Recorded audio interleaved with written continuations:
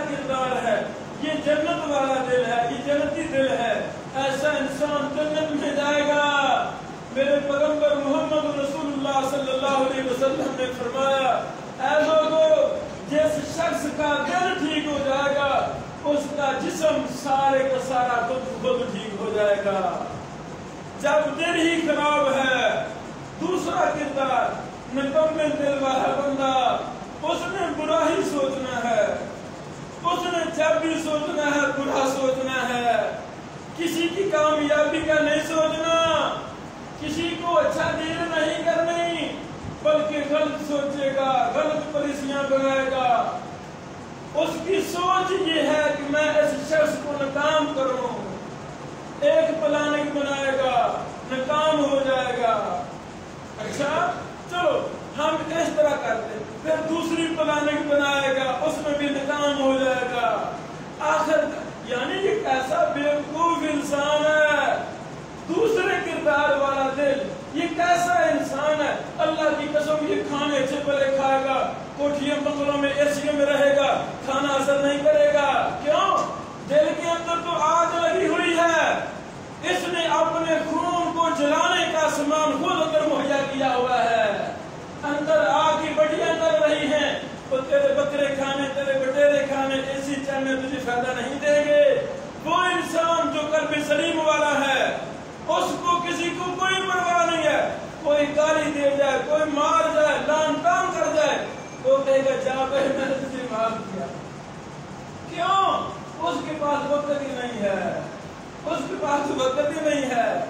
یعنی حضرات گرامی، نکمے دل والا انسان اللہ کی قسم دنیا میں بھی ذلیل ہوتا ہے، آخرت میں بھی ذلیل ہوتا ہے۔ آپ کو مثال دے کے سمجھاتا ہوں، یہ میرا بیٹا ہے، میرے چاچو کا بیٹا ہے، اوپر سے میرے ساتھ ٹھیک ہے، بڑا احترام کرتا ہے، لیکن اندر جب بھی موقع ملتا ہے میرے خلاف باتیں کرتا ہے۔ یاد رکھیں، آپ دریا کے اندر غوطہ لگا کے بات میرے خلاف کرتے، کسی نہ کسی موقع پر وہ بات ظاہر ہو ہی جاتی ہے۔ گناہ کے اندر طاقت ہے، یہ ظاہر ہو جاتا ہے، اور نیکی کے اندر بھی طاقت ہے، وہ بھی ظاہر ہو جاتی ہے۔ دونوں چیزیں ظاہر ہو جاتی۔ جب اس کی غلط پالیسی مجھے ظاہر ہوگی، میں کیا اس کو دعائیں دوں گا، نفرت کروں گا، یار کیسا کرتا بندہ تھا، وہ میرے خلاف ایسی پالیسیاں بناتا ہے۔ بات آپ جہاں بھی کر دیں، یہ سوچ کر کریں کہ میری بات لکھی جا رہی ہے، چلو دنیا میں پتہ نہ بھی چلے، کل قیامت والے دن سب کے سامنے پڑھنا پڑے گا، گندی گندی پالیسیاں ساری سامنے آ جائیں گی، دل کی ہر بات باہر آ جائے گی۔ بہرحال حضرات گرامی، دو انسان ہیں، دو کردار ہیں، کسی بھی انسان کو لے لیں، ایک انسان اچھے کردار والا ہے، اس کی سوچ ہے میں کسی کو تنگ نہیں کروں گا، میرے ہاتھ اور زبان سے تمام مسلمان محفوظ رہیں، اور مسلمان کی تعریف یہ ہے، اچھے کردار والا وہ اپنے ہاتھوں کو پکڑ کے رکھتا ہے، زبان کو تالا لگا کے رکھتا ہے، میری زبان سے کسی کو پریشانی نہیں آنی چاہیے، میرے ہاتھوں سے کسی کو تکلیف نہیں آنی چاہیے۔ یہ اچھے کردار والا انسان ہے، یہ اچھے کردار والا ہے۔ جب ایسا انسان فوت ہوتا ہے، زمین بھی روتی ہے، آسمان بھی روتا ہے، چرند پرند بھی روتے ہیں، کائنات کی ہر چیز روتی ہے۔ کیوں؟ یہ نیک تھا، اچھے کردار والا تھا، اپنے جسم میں بڑا کنٹرول تھا، غصے پر قابو پانے والا تھا، نیک انسان تھا، کسی کو دکھ نہیں دیتا تھا، بھلا ہی کرتا تھا، پوری کائنات اس کے مرنے پہ رو رہی ہے۔ گندے کردار والا شخص، نہ اس کے ہاتھ کنٹرول میں ہیں، نہ اس کی زبان کنٹرول میں ہے، گھر سے بھیجتے ہیں لاہور، بیٹا جلدی خیر سے واپس آنا، کردار غلط ہے نا، کسی ڈرائیور سے لڑ پڑے گا، کسی کنڈکٹر سے لڑ پڑے گا، کسی دکاندار سے لڑ پڑے گا، شام کو ہم فون کریں گے، فون بند ہے، آ نہیں رہا، پھر بعد میں پتا چلے گا بیٹا صاحب جیل میں ہے، لاہور جیل میں ہے۔ حضرات گرامی، جب آپ کا میرا غلط کردار ہوگا، وہ ذلت دنیا میں بھی مقدر بن جاتی ہے، دنیا میں بھی اس غلط کردار کا درد ہمیں بھگتنا پڑتا ہے اور آخرت میں تو بہت بڑا درد ملنے والا ہے۔ مسلم امام محمد میں ایک لمبی حدیث ہے جس میں غلط کردار والے اور اچھے کردار والے دونوں شخصوں کا تذکرہ موجود ہے، صحیح حدیث ہے۔ رسول اللہ صلی اللہ علیہ وسلم ایک جنازہ لے کر قبرستان گئے ہیں، جنازہ پڑھایا ہے، قبر پر میت کو رکھا گیا ہے، باہر رکھا ہے، دیکھا ہے قبر بھی تیار ہو رہی ہے، کچھ دیر موجود ہے، کچھ وقت باقی ہے۔ اس موقع پہ رسول اللہ صلی اللہ علیہ وسلم نے ایک تنکا لیا، تنکے سے زمین کو کریدنے لگے، ساتھ ساتھ صحابہ کی تربیت کی غرض سے ایک لمبی ترین حدیث بیان فرماتے ہیں، اس میں دونوں کردار بیان کیے گئے ہیں۔ اچھے کردار والا شخص رسول اللہ صلی اللہ علیہ وسلم نے فرمایا یہ شخص ابھی فوت نہیں ہوتا، فوت ہونے سے پہلے اسے جنت کی بشارت دی جاتی ہے۔ ابھی دنیا میں ہے کتنے فوت ہونے والے ہم دیکھتے ہیں، ان کے چہرے بشاش بشاش ہنس رہے ہوتے ہیں، وجہ ابھی تو زندہ ہے۔ فرشتے نے آ کے پہلے یہ کہا ہے خوش ہو جائے آپ جنتی ہیں، انسان خوش ہوگا نا، چہرے پہ مسکراہٹ آئے گی نا، حشاش بشاش ہوگا نا، تھا بیمار لیکن وہ خوشی میں کولر نہیں سماتا، ویسے ہی فوت ہو رہا ہے تو اس کی خوشی کی آثار چہرے پر موجود ہوتے ہیں۔